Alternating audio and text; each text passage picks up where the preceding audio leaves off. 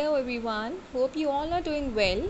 As in we were discussing about your topic tissues, in the first PPT we have done till mind map of plant tissues where we have discussed different types of plant tissues. So let us now go ahead with the further topics of the same chapter. If you remember, I told you about the different types of plant tissues like meristem and permanent tissues and their further divisions. Fine. So you can see here in the flow chart in the mind map.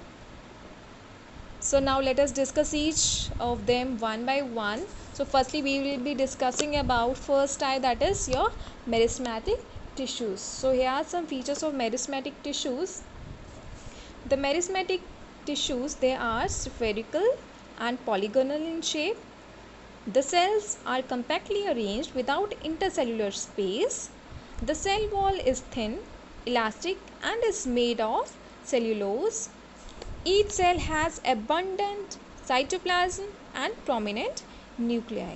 And what are the functions do they perform?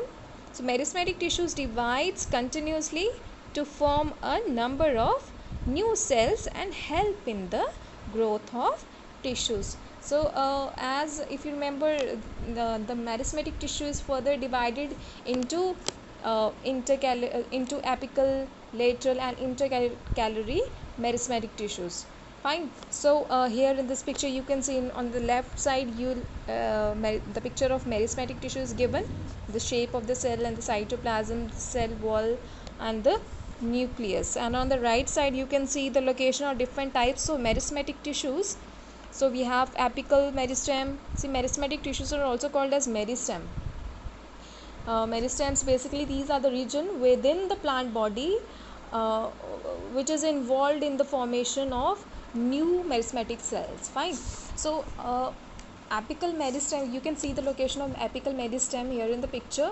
So they are basically found at the growing tip of roots and stems, and it helps to bring about the growth in length of roots and shoot, or you can say stem.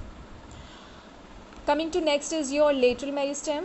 So lateral meristem occurs on the side almost parallel to the axis of roots and stem, and what function do they perform is it increases the width or girth of the stem and root. Coming to next is your intercalary stem. So it is basically occur at the base of the leaves. Okay, it is present at the base of the leaves or at the base of the internodes, and it increases the length of the internode. Fine.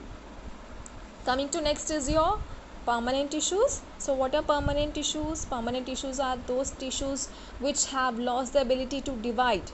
Fine. Which have lost the ability to divide and have attained a definite form and size. Fine. They actually these permanent tissues, they are derived from the meristematic tissues, meristematic cells. Fine. So basic features of the permanent tissues are the cells of permanent tissues normally they do not divide. Fine, because they have lost the ability to divide. Next is the cells may be thin walled or maybe thick walled. Permanent cells are specialized to perform a particular function. The cells have attained definite shape and size. Fine. So these are basically main two types of plant tissues. So if you talk about the difference between these two, meristematic and permanent tissues, so they do differ from each other. So meristematic tissues are composed of cells that divide continuously, whereas permanent tissues, they are composed of cells that are derived from meristematic tissues. Fine.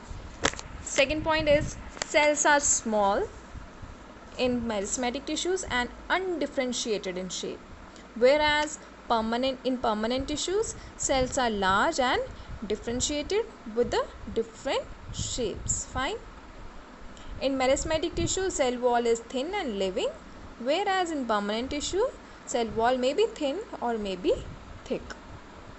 In meristematic tissue, cells are compactly arranged without intercellular space, whereas in permanent tissues, intercellular space are often present. Fine. Next, cells of meristematic tissues take part in the growth, whereas permanent tissue provide protection, support and conduction of substances, storage, photosynthesis and etc. Fine. So this is the difference between meristematic and permanent tissue. So if you remember that permanent tissues are further divided into two types of tissues. Two types of permanent tissues. We have simple permanent tissues and we have complex permanent tissue. Here you can add one word, simple permanent tissue. Fine. So simple permanent tissue, as it is made up of only one kind of cells forming a uniform mass, and these cells are similar in structure, origin and functions. So what are the functions? So further this simple tissue, they are divided as parenchyma, collenchyma and sclerenchyma. So we will be studying the function of these types of simple permanent tissues one by one. So parenchyma, if you talk about parenchyma, it is, it is widely distributed in the plant body, such as your stem, roots, leaves and flowers, and they are basically found in the roots, in the ground tissues, in stems and in the photosynthetic cells of the leaves. And what are the functions which are performed by parenchyma? It stores and assimilate food. It provides mechanical support to the plant. Then there's an incorrect spelling. It's presence of intercellular space which helps in the exchange of gases. Then it stores waste product like gum, tannin and resins. Here you can see the picture of this parenchyma tissue. Next type of simple permanent tissue is your collenchyma. So collenchyma is a strong and flexible tissue that provides flexibility to soft aerial parts. Fine. So if we talk about the structure function of this collenchyma, it provides mechanical support to the stem. It provides flexibility to support aerial parts so that they can bend without breaking. Fine. And collenchyma cells, they may contain chloroplast and thus takes part in the photosynthesis. Alright. So next one is your next type of simple permanent tissue is your sclerenchyma. So like collenchyma, sclerenchyma is also strengthening tissue. They are of two types, fibers and sclerids. Fine. The function of sclerenchyma are it gives mechanical support to the plant by giving rigidity, flexibility and elasticity to the plant body. It also forms a protective covering around seeds and nuts. The husk of coconut is also made of sclerenchymatous tissue. Fine. So coming to your next type of permanent tissue is your complex permanent tissue. So complex permanent tissue is made up of more than one type of cells that work together to perform a particular function. So it is of two types, xylem and phloem. So firstly we'll talk about your xylem. Xylem is a complex permanent tissue that conducts water and mineral upward from roots to the plant. Fine.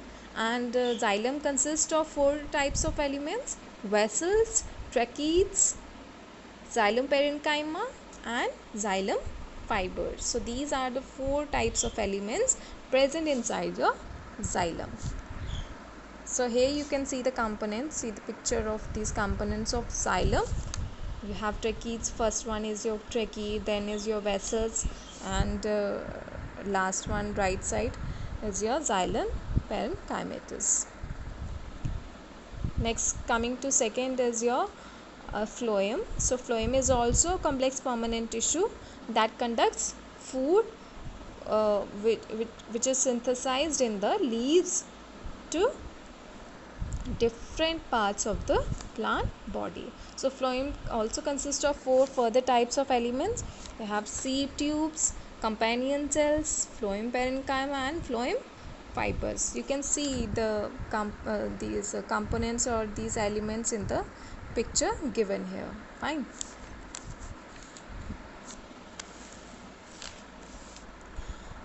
And at the same time you should know the difference between xylem and phloem. So what are the difference between xylem and phloem?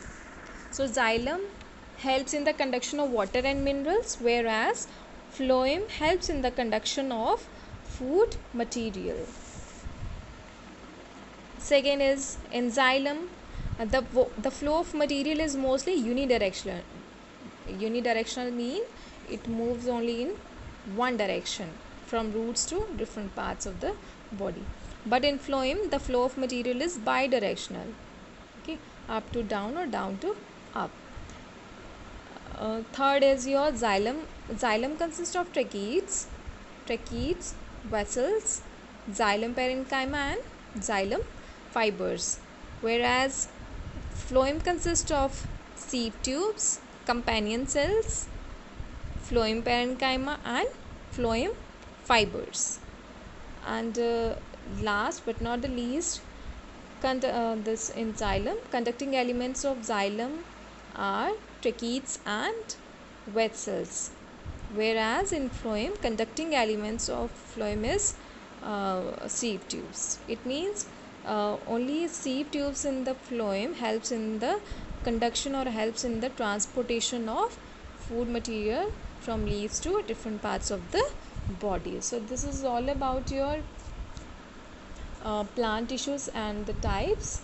So next we will be discussing about your animal tissues in the next PPT. Thank you.